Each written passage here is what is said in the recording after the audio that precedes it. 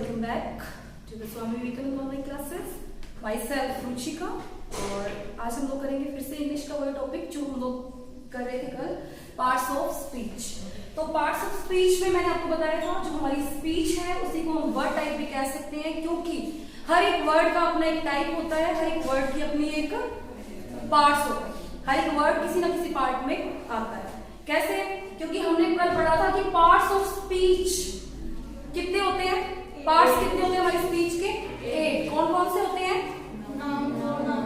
Noun, pronoun, verb, adverb, adjective और conjunctions, जिन्हें हम कनेक्टिव वर्ड्स भी कहते हैं, प्रेपोजिशंस और इंटरजेक्शंस।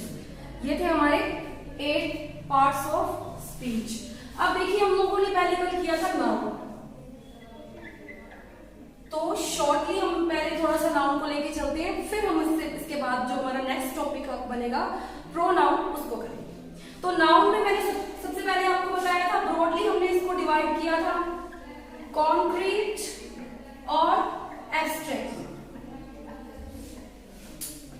कॉन्क्रीट और एब्स्ट्रैक्ट। कॉन्क्रीट में क्या था? कॉन्क्रीट नाउन्स कौन सी होती है? जिनका फिजिकल एग्जिस्टेंस होता है। फिजिकल एग्जिस्टेंस, जो चीज हमें दिखाई देती है, the things which we can see, touch them. ऐसी चीजें जिनका भौतिक स्वरूप होता है, फिजिकल एग्जिस्टेंस होता है, जिन्हें हम देख सकते हैं, जिन्हें हम छू सकते हैं, ये तो होगी हमारी कॉन्क्रीट नाउन्स। अब इसके एग्जांपल्स गाइस आप ही बता दो भाई। कॉन्क्रीट नाउन्स के जो भी चीजें हम लोग छू सकते हैं, देख सकते हैं, है ना, टच कर सकते हैं, वो हम बहुत सारी किसमें आ जाएंगी? तो बुक है, बहुत सारी चीजें हैं, पेन है ना, और चेयर बहुत सारी है। तो ओके। अब एब्स्ट्रैक्ट नाउन। एब्स्ट्रैक्ट नाउन क्या थी? जिनका कोई फिजिकल एग्जिस्टेंस नहीं होता, यानी कोई भी उनका भौतिक स्वरूप नहीं होता, जिन्हें सिर्फ हम क्या कर सकते हैं? महसूस कर सकते हैं, जिन्हें हम क्या ना छू सकते हैं और ना देख सकते हैं। इट कांट बी सीन और touched, it can only feel. ये सिर्फ फील हो सकती है, हम इन्हें महसूस कर सकते हैं। जैसे गुडनेस। अब देखो क्या डिफरेंस है भी, देखो ये चीजें समझना बहुत जरूरी है। सबसे ज्यादा हमें कंफ्यूज इन चीजों से करते हैं। एक तो वर्ड आ गया गुडनेस और एक वर्ड सिर्फ आ गया गुड। दोनों का मतलब सेम पड़ रहा है। देखो गुड का मतलब भी आप अच्छाई में ले सकते हो, अच्छा या अच्छाई यही होता है। गुडनेस का मतलब भी अच्छा है, ये सिर्फ अच्छा है, ठीक है, और ये अच्छाई है। हिंदी में दोनों का पहले सबसे पहले हमें मीनिंग समझना है। हम लोग क्या करते हैं, इंडियन स्टडी जो होती है बेस्ड होती है किस पे? कि हर एक चीज को, चाहे वो इंग्लिश का टॉपिक हो या फिर इंग्लिश का टॉपिक हो या फिर संस्कृत का टॉपिक हो, हमें हिंदी की हेल्प लेनी पड़ती है। हम डायरेक्ट इंग्लिश नहीं समझ पाते ना, तो हमें किसकी हेल्प लेनी पड़ेगी यहाँ पे? हिंदी की। तो सबसे पहले आप इन दोनों मीनिंग को देखिए, इन दोनों के मीनिंग्स को देखिए। एक तो वर्ड है गुड और एक है गुडनेस, ठीक है। गुड वर्ड से ही गुडनेस बना है ना, गुड से ही क्या बन गया? गुडनेस बन गया। तो अब आप दोनों में से मुझे बताइए एब्स्ट्रैक्ट नाउन कौन सी है और दूसरा जो वर्ड है गुड, वो किस में आता है? ये भी तो कोई पार्ट ऑफ स्पीच होगा ही। मैंने आपको एक चीज पहले ही बता दी, हर एक वर्ड, तभी तो मैंने स्पीच के लिए यूज किया था वर्ड टाइप। हमारी स्पीच वर्ड टाइप है, वर्ड से मिलकर बनी है, और वर्ड्स के भी आगे क्या है? पार्ट्स है। हर एक वर्ड का अपना एक पार्ट है। कोई वर्ड नाउन है, कोई प्रोनाउन है। जैसे राम क्या है? एक नाउन है, और ही उसके लिए यूज करते हैं, वो एक प्रोनाउन है। तो हर एक वर्ड जो है वो क्या है? उसका क्या है? पार्ट्स। स्पीच के क्या है हमारे? पार्ट्स। तो अब ये देखिए, 2 वर्ड से मैं आपको एग्जांपल से बताना चाहूंगी। अब देखो गुडनेस वर्ड जो है, अच्छाई में किसी लड़की की अच्छाई हो या उसकी कोई भावना है उसके अकॉर्डिंग, और गुड वो खुद हो सकता है। नहीं, अच्छा ठीक है, बात तो आप सही बता रहे हो, आप इसके अर्थ में तो पहुंच गए। अब अर्थ में पहुंच गए तो इन दोनों की अगर आपसे ये पूछ लिया जाए, यहाँ अंडरलाइन लगा दी जाए, यहाँ अंडरलाइन लगा दी जाए, क्वेश्चन तो अपने इस तरह से पुट आउट होगा एग्जाम में। सेंटेंस लिखा होगा, एक वर्ड के नीचे अंडरलाइन की होगी और आपको पूछा जाएगा कि इनमें से कौन सा ये स्पीच का कौन सा पार्ट है। 4 एग्जाम्पल दे दिए जाएंगे, आपको उनमें से एक चूज करना होगा। अब आप मुझे इन दोनों का बताओ, गुडनेस और गुड। गुडनेस अच्छाई, ठीक है, ये तो हमारी हो गई नाउन। गुडनेस हमारी क्या है, नाउन है। गुड हमारा क्या है, प्रोनाउन, ये हमारा एडजेक्टिव है। गुड बैड ये सब किस में आते हैं, एडजेक्टिव में, ये विशेषता होती है, ठीक है। कई भाववाचक संज्ञाओं से विशेषण भी बनते हैं ना, अभी कल परसों मैम करवाए थे हिंदी में, अगर आपने किए हो तो ये देखो गुडनेस आपकी अच्छाई, ये आपकी है नाउन, और नाउन का भी आगे जाके आपसे पार्ट पूछ लिया जाए भी नाउन कौन सी है, तो एब्स्ट्रैक्ट नाउन। ओके, गुड आपका क्या होगा, he is a good boy, he is a bad boy, तो bad word good word is a adjective, और यहां पे अगर गुडनेस दे दिया जाए तो this word is in abstract noun. ये चीजें कंफ्यूज कर रही, बिल्कुल एक नया सा तरीका बना लिया है एग्जाम बनाने का। सिंपल सिंपल सबने कर लिया है, नाउन प्रोनाउन सब कुछ, लेकिन कैसे कंफ्यूज करेंगे आगे हम जब प्रोनाउन करेंगे ना, तब आप देखना कि कैसे करके वो पूछेंगे कि भाई ये प्रोनाउन है या फिर एडजेक्टिव है। एक प्रोनाउन एडजेक्टिव भी है और एक प्रोनाउन आपका डिटरमाइनर भी है, और वही प्रोनाउन आपका क्या है, प्रोनाउन। एक वर्ड जो है वही आपका प्रोनाउन है, वही एडजेक्टिव बन रहा है, वही डिटरमाइनर बन रहा है, लेकिन कैसे बन रहा है वो आगे, उसका यूज कैसे होता है, सेंटेंस में उसको कैसे यूज किया जा रहा है, इसके बेस पे। चलिए, कॉन्क्रीट एब्स्ट्रैक्ट हो गया। एब्स्ट्रैक्ट हमारी फीलिंग्स भी है, इमोशंस भी है, हमारे आइडियाज भी हैं, हमारी स्टेट्स भी हैं, हमारी कंडीशंस भी हैं। कंडीशंस में पॉवर्टी आ गई आपकी, आप किस दशा में हो, आपकी दशा, कंडीशन, आज की कंडीशन क्या है, कंडीशन से आप आज की अपने स्टेटस क्या होता है कि मैं अब बचपन में हूं, बुढ़ापे में हूं, यूथ में हूं, किस में हूं, स्टेटस में आ जाएंगे, अवस्थाएं जिसे कहते हैं। कंडीशन में आप किस कंडीशन में हो, पॉवर्टी में हो, ब्रेवरी में हो, स्लेवरी है, लिबर्टी है, ये सब, ठीक है। आइडियाज और कॉन्सेप्ट क्या होते हैं, टाइम है, अब टाइम वर्ड भी तो नाउन नहीं है, पता आपको। समय भी एक वस्तु, चीज या किसी चीज में ले सकते हो, है तो वो भी नाउन। मैंने आपको बोल दिया हर एक चीज नाउन है, हर एक चीज नाउन है। टाइम भी क्या है, किस में आ जाएगा फिर, वो आ जाएगा आपके कंसेप्ट, फेथ, ट्रुथ, है ना, लिबर्टी वर्ड, ऐसे करके मैंने कल करवाया भी था। इस तरह के वर्ड्स देख के आपको पूछेंगे, सिंपल वर्ड से कोई नहीं पूछने वाला, विराम क्या है प्रॉपर, तो बॉय क्या हो गया, ऐसे क्वेश्चन कंपटीशन में नहीं आते, ये आते हैं 6th 7th 8th तक, लेकिन कंपटीशन का लेवल थोड़ा सा हाई करने के लिए नहीं करते। अब देखिए, नाउन में हमने 5 टाइप्स कर लिए थे, कौन कौन से थे वो रिपीट कर लीजिए एक बार, फिर मैं आपको प्रोनाउन स्टार्ट करवाऊंगी। कॉमन नाउन, कॉमन मीन्स जातिवाचक संज्ञा, कॉमन नाउन मीन्स जातिवाचक, यानी एक ही जाति की चीजें, वस्तुएं। बॉयज, अब वो बॉयज ही है, उनमें गर्ल्स नहीं है, बॉयज, गर्ल्स, है ना। मैन, MEN, MAN नहीं, मैन तो सिंगल हो गया, मैन, विमेन, ये सारे क्या आ गए कॉमन में। सिटी, कंट्री, स्टेट, ये सारे के सारे क्या है हमारे कॉमन, जिनका कोई नाम विशेष नहीं है, सिर्फ वो एक कैटेगरी है। सेकंड, प्रॉपर नाउन, अब वही राम को हमने नेम दे दिया अशोक, ठीक है, राम, श्याम, मोहन, तो वही जो बच्चा है, जो बॉय है, वो क्या बन गया, प्रॉपर बन गया, ठीक है। इसी तरह से किसी कंट्री को नेम दे दिया आपने, इसी तरह से आपने किसी सिटी को नेम दे दिया, किसी विलेज को नेम दे दिया। जैसे हम विलेज में रहते हैं, बट हमसे फिर आगे से पूछा भी जाएगा ना, विलेज तो बहुत सारे हैं, आप कौन से विलेज में रहते हो, तो हम कहते हैं प्रॉपर जगह का नाम होता, विलेज में तो सारे ही रहते हो, प्रॉपर वर्ड यूज करते हैं ना यहाँ पे, लेकिन ध्यान नहीं देते उस वर्ड पे, सिर्फ यूज करते हैं अपनी लैंग्वेज में, कन्वर्सेशन में, है ना। प्रॉपर पूछते हैं प्रॉपर कहां से है, तब अपने जाकर बताते हैं प्रॉपर में बीन से, ये होता है ना। तो ये था डिफरेंस बिटवीन कॉमन और प्रॉपर नाउन।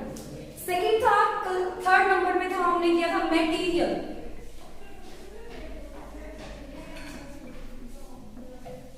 मटेरियल क्या थे, दो टाइप के। देखो मटेरियल नाउन्स अपने आप में नाम बता रही है, द वर्ड इटसेल्फ टेल्स, खुद शब्द बता रहा है इसका। अगर हिंदी क्या है, मटेरियल का मतलब होता है पदार्थ। पदार्थ कौन से होते हैं, पदार्थ को हमने देखो दो कैटेगराइज यहाँ पे किया है, टू टाइप्स से बांटा है। एक तो हमने रॉ मटेरियल्स, जो जिन चीजों से मैन्युफैक्चरिंग होती हो आगे जाके, जिन चीजों से मैन्युफैक्चरिंग होती हो, वो चीजें किसमें आ रही थी, रॉ मटेरियल में। कौन कौन सी चीजें थी वो, कॉटन थी, देखो कॉटन से हमारे क्लॉथ्स बनते हैं, वुड से फर्नीचर बनता है ना, है क्या कह रहे, स्पीक लाउडली। गन्ना, शुगर केन, हाँ नहीं वो आगे लेंगे उसको, जैसे कॉटन है, वुड है, और क्या था, प्लास्टिक है, सिल्वर, गोल्ड, आयरन, कॉपर, जिनसे आगे कुछ मैन्युफैक्चरिंग होती है। मैन्युफैक्चरिंग वर्ड का मतलब इनसे कुछ ना कुछ बनता है आगे। फिर सेकंड हमने लिया था, है इसी के अंदर, मटेरियल के अंदर, लेकिन उसको भी आगे दो टाइप्स में कर दिया। सेकंड क्या थी, वो चीजें जिनको हम कंज्यूम करते हैं, खाते हैं, खाद्य पदार्थ भी आ जाएंगे। सेकंड कंज्यूम, ये मतलब नहीं वो सीधा खाना है, खाने को ही कहते हैं।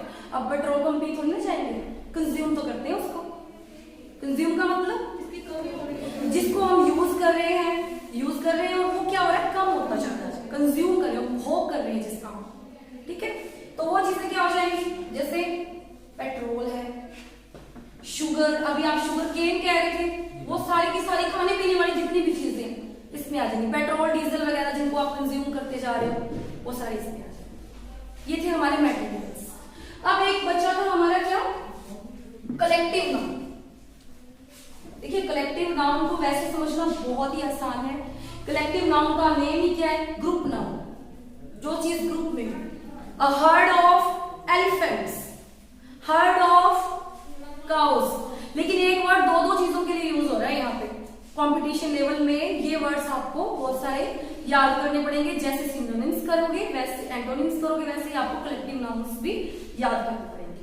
जैसे आपने यहाँ पे लिख दिया प्राइड ऑफ, प्राइड ऑफ किसका समूह है ये, the word pride is a collective noun.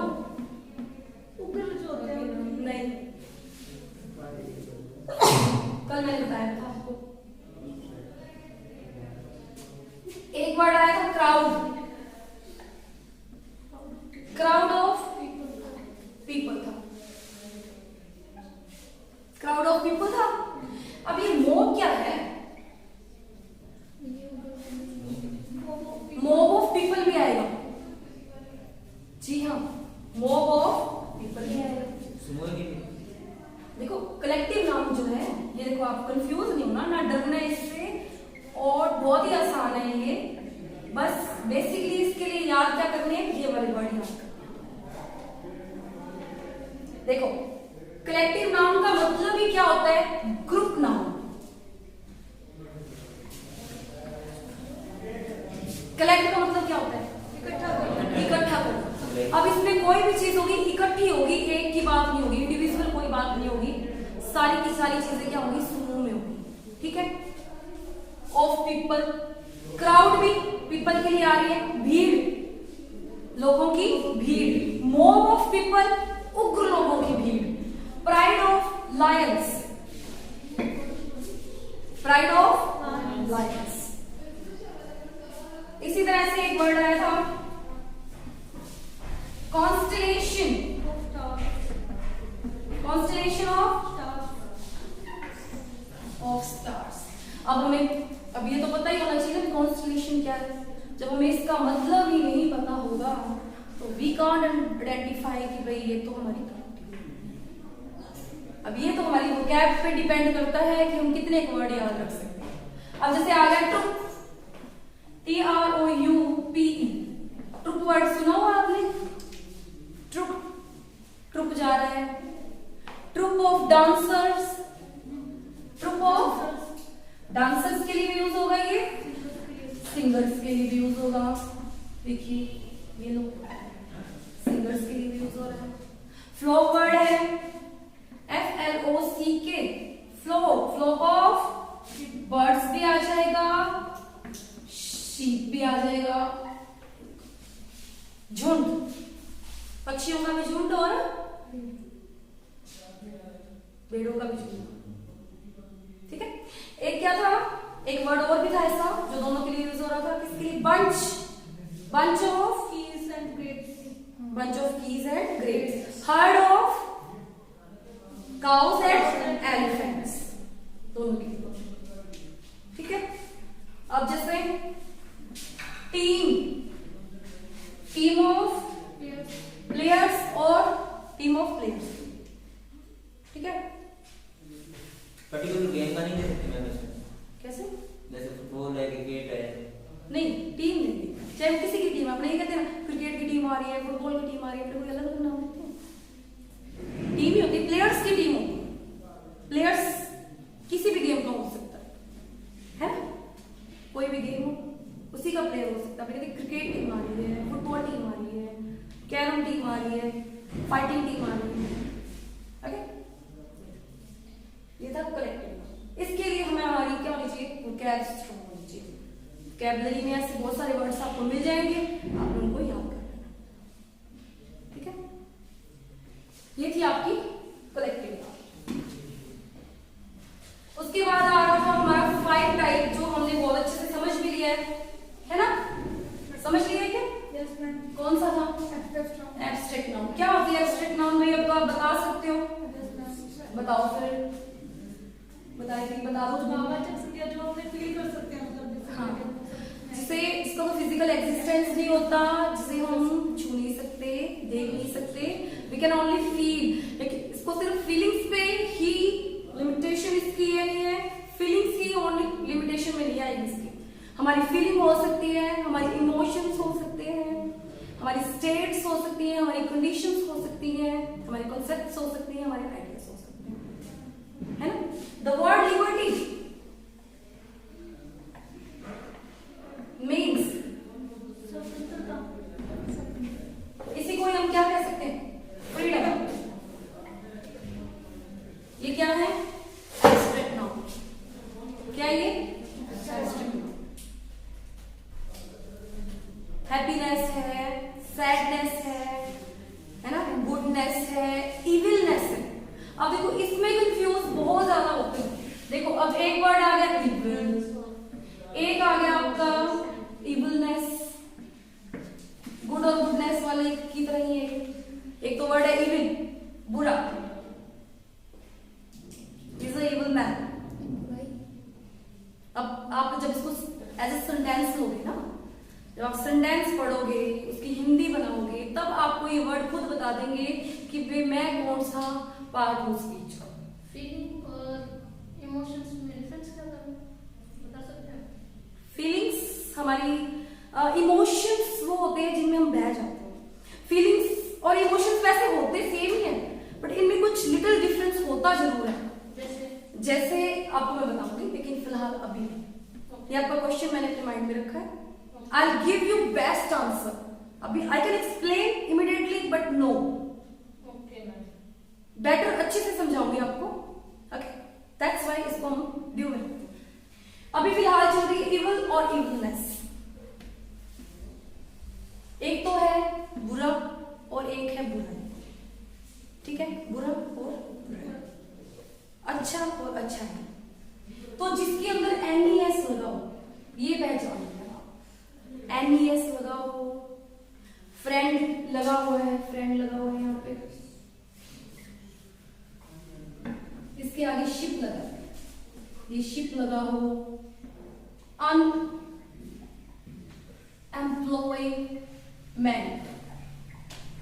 ये मेंट लगा हुआ है ना। ये एक पहचान है एब्स्ट्रैक्ट नाउन की, ये ध्यान रखना अगर आपने ट्रिक वाइज करना है। अर्थ वाइज करोगे बेटर रहेगा, बेस्ट रहेगा, ट्रिक वाइज करोगे काम चल जाएगा, but you will be no never sure, आप कभी एक्सप्लेन नहीं कर पाओगे, कभी बता नहीं पाओगे कि भाई ये क्या है। अगर अर्थ पे जाओगे तब समझो। अब इन दोनों का अर्थ निकालो, बुरा और बुराई। बुरा क्या होता है? विशेषण होता है, एक एडजेक्टिव है। ये वर्ड एक एडजेक्टिव का काम कर रहा है, ये क्या कर रहा है? एब्स्ट्रैक्ट नाउन का काम कर रहा है। ठीक है, इसी तरह से अगर वैसे ही नहीं पहचाना तो आप इससे लगा लो, एनएस लगा हुआ है, ये एब्स्ट्रैक्ट नाउन है। शिप लगा हुआ है, एब्स्ट्रैक्ट नाउन है। मेंट लगा हुआ है। चाइल्ड वर्ड क्या है? एक नाउन है, सीधा नाउन है नहीं, वुड लगा दिया इसके साथ, वुड को ऐसे कर, ये एब्स्ट्रैक्ट नाउन बन जाएगा आपका। मोस्ट ऑफ वर्ड्स जिनमें एमईएनटी लगा हो, अब जैसे विजडम वर्ड, डम लगा हो, क्या बन जाएगा? डम लगा हुआ, ऊपर लिख देती हूं मैं। ये बताओ किसमें आएगा? Wisdom, abstract noun. ये दो चार याद रख सकते हो आप, एक अलग से नोट में डाल सकते हो कि जिन वर्ड्स के पीछे डम, मेंट, एनएस, शिप और हुड लगा हुआ वो क्या होती है? एब्स्ट्रैक्ट नाउन होती है। ठीक है, और अर्थ से पहचानोगे वो और ही ज्यादा अच्छी बात है। ये नोट डाल के आप इसमें लिख सकते हो। तो ये होगी हमारी क्या? नाउन कंप्लीट हो गई। नेक्स्ट हम करेंगे प्रोनाउन।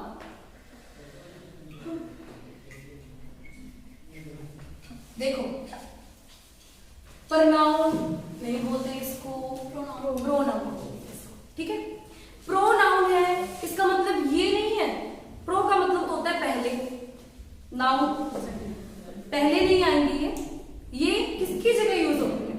डेफिनेशन क्या होगी?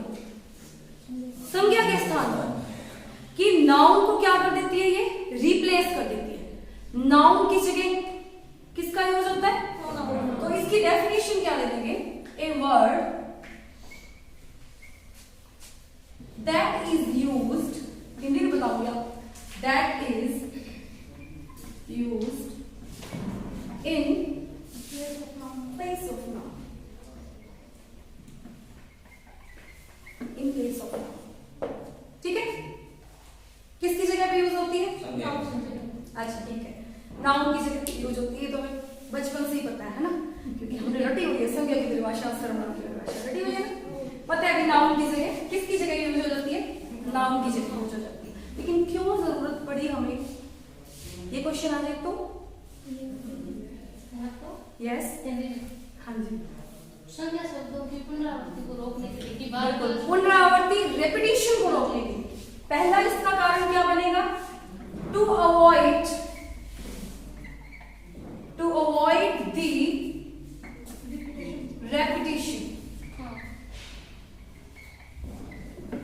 रेपिटेशन ऑफ नाउन्स, कि जो संज्ञा शब्द हैं उनकी पुनरावृत्ति।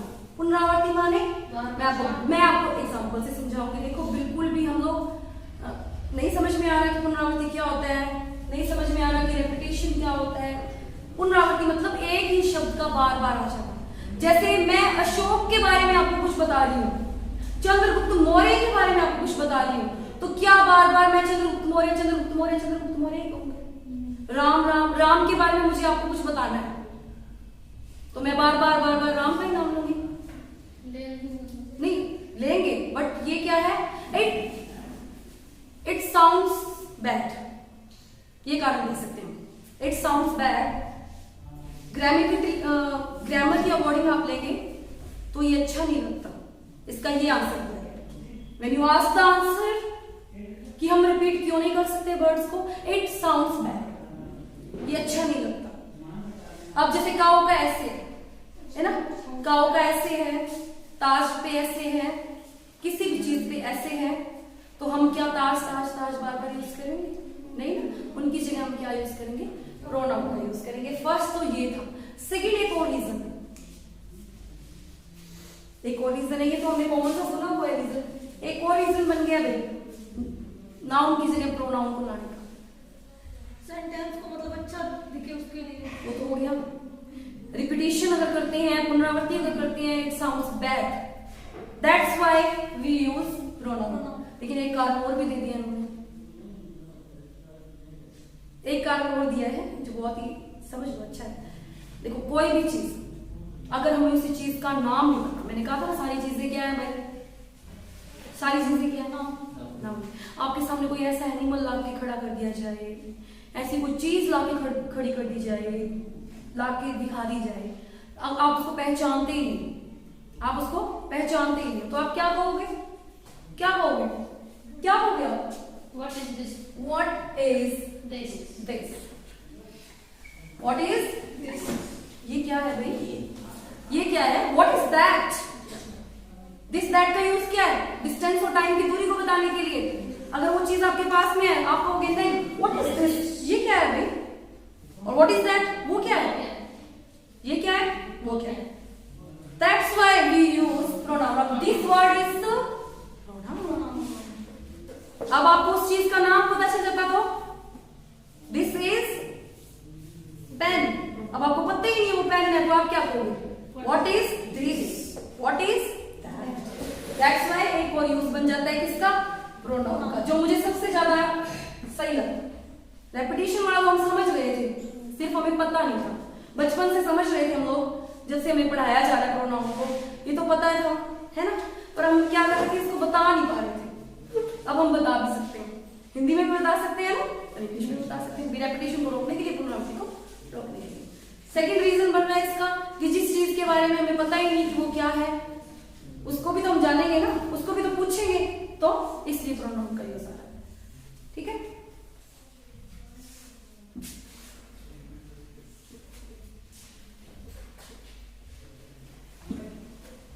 अब देखो पहला इसका पार्ट, अब इसके भी टाइप्स हैं, नाउन के टाइप्स थे तो प्रोनाउन के भी टाइप्स हैं। तो पहला टाइप आप कर लो पर्सनल प्रोनाउन।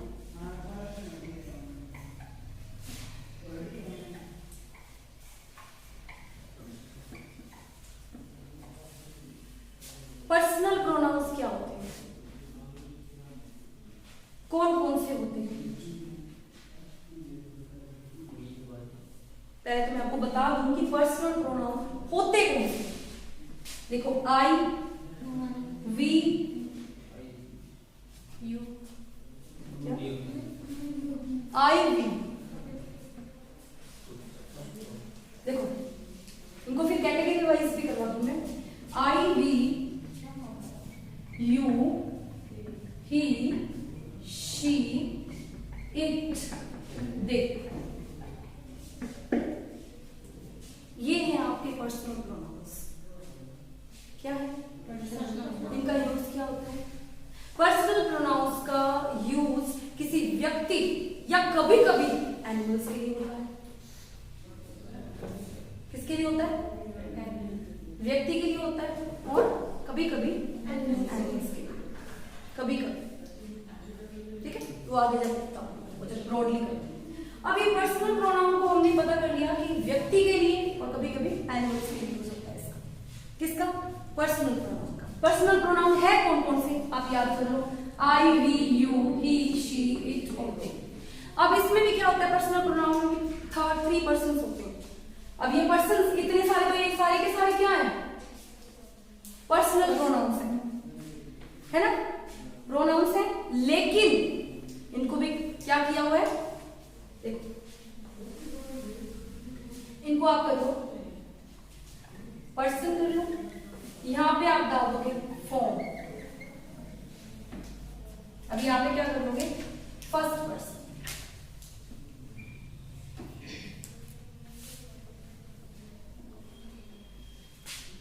सब्जेक्ट,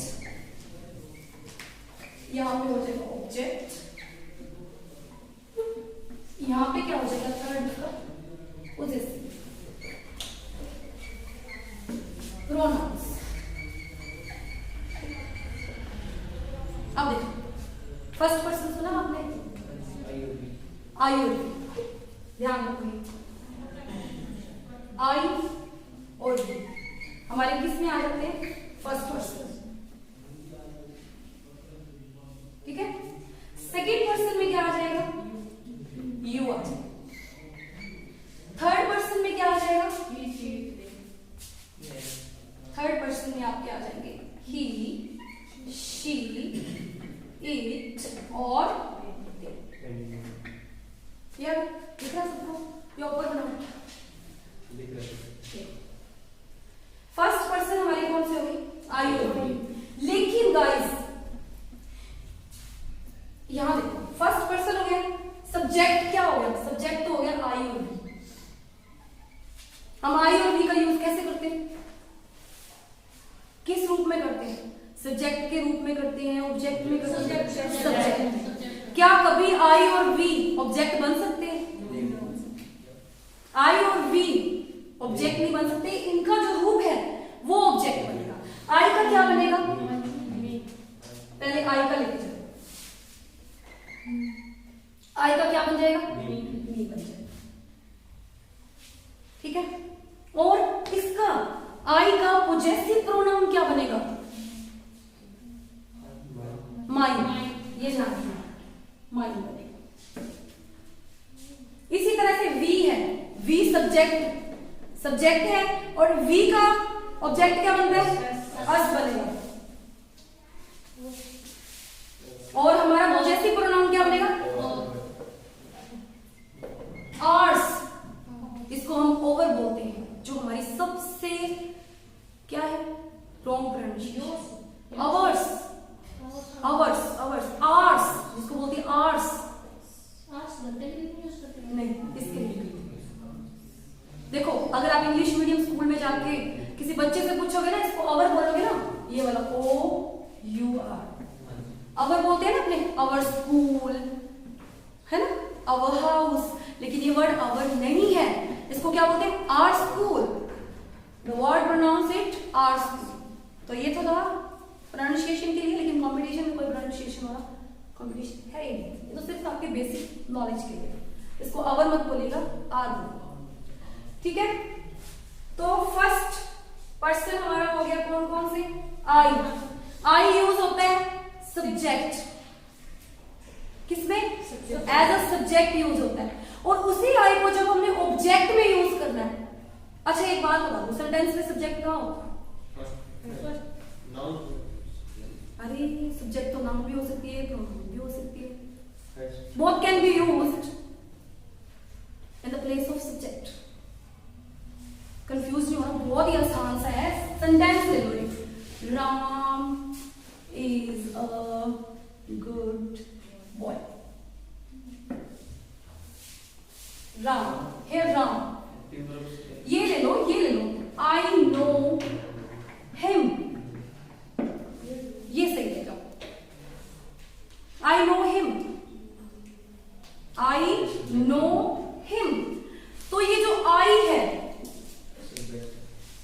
कहां यूज हो रही है? सब्जेक्ट की जगह। और हिम कहां यूज हो रहा है? ऑब्जेक्ट की जगह। सब्जेक्ट सेंटेंस में सबसे पहले होता है, ऑब्जेक्ट उसके बाद में होता है। लास्ट में क्या होता है? ऑब्जेक्ट होता है, बीच में क्या होती है? हेल्पिंग वर्ब होती है, आपकी मेन वर्ब होती है ना, और ऑब्जेक्ट लास्ट में होता है। ये ध्यान रखना, कंफ्यूज नहीं होना भाई, ठीक है। कर्ता सबसे पहले होता है और कर्म उसका बाद में। कर्ता होगा तो ही कर्म करेगा ना, अपने आप तो कर्म नहीं होगा।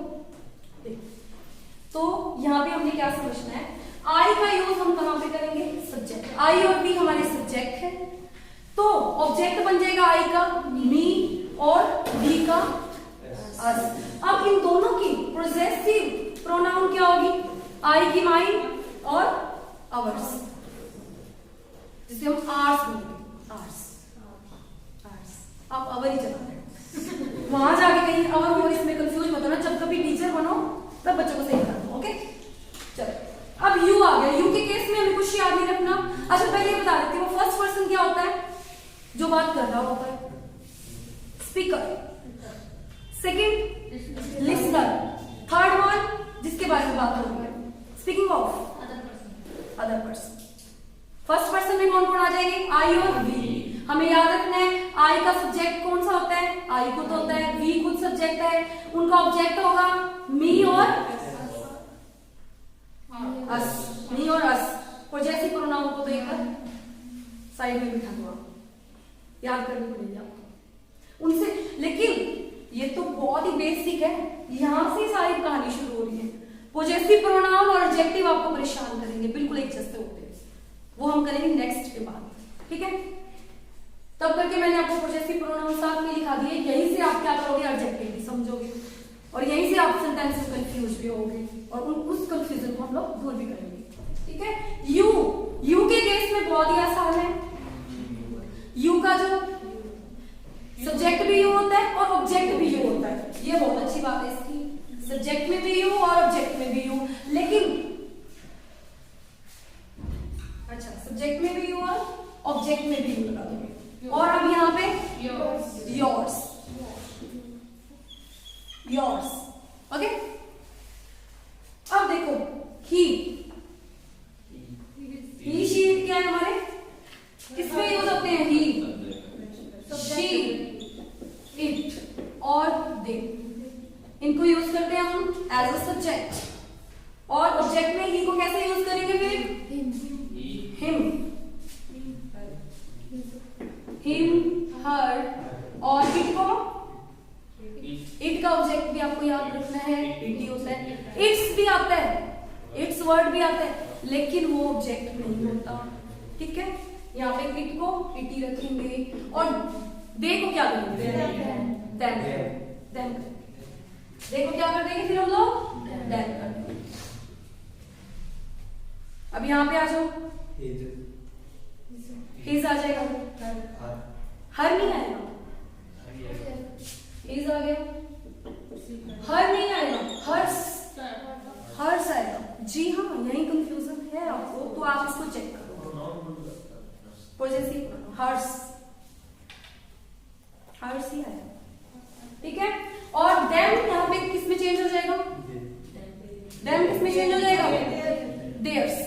अब देयर नहीं आ रहा, देयर्स आएगा, यस देयर्स। अगर देयर आ रहा है तो फिर वो क्या है, वो पॉजेसिव प्रोनाउन नहीं है, वो फिर एडजेक्टिव बन गया, चेंज ही हो गया उसका सारा काम। अब देखो पॉजेसिव प्रोनाउंस है ना, इनसे रिलेटेड ही हमारे क्या होंगे एडजेक्टिव्स। माई माने क्या होता है, मेरा, और ये माई वर्ड आ गया, इसका मतलब भी क्या है, मेरा।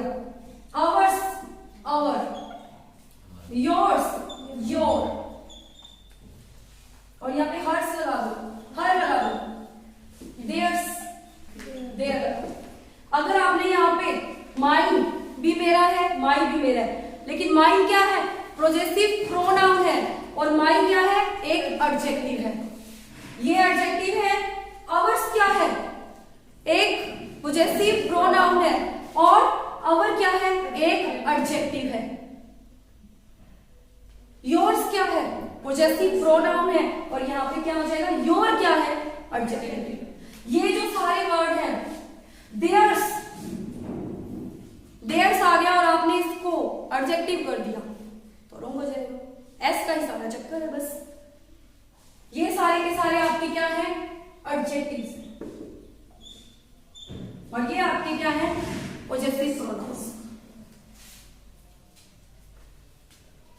देखो एक एग्जांपल समझो, this is my pen, this pen is mine. अब आपको यहाँ पे अंडरलाइन कर दे, यहाँ पे अंडरलाइन कर दे और पूछ लिया जाए पार्ट्स ऑफ स्पीच कौन सा है, देन मतलब तो दोनों का सेम ही है। दिस इज माय पेन, ये मेरा पेन है, दिस पेन इज माइन, ये मेरा पेन है। सेंटेंस सेम है, अर्थ सेम आ रहा है, पार्ट्स ऑफ स्पीच चेंज हो रही है।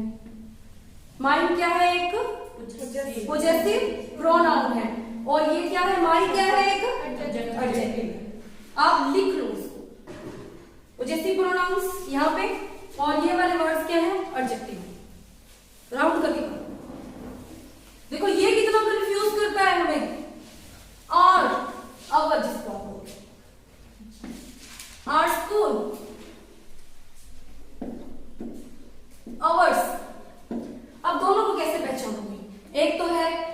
पोजेसिव प्रोनाउन एस लगते हैं, और एक क्या है एडजेक्टिव।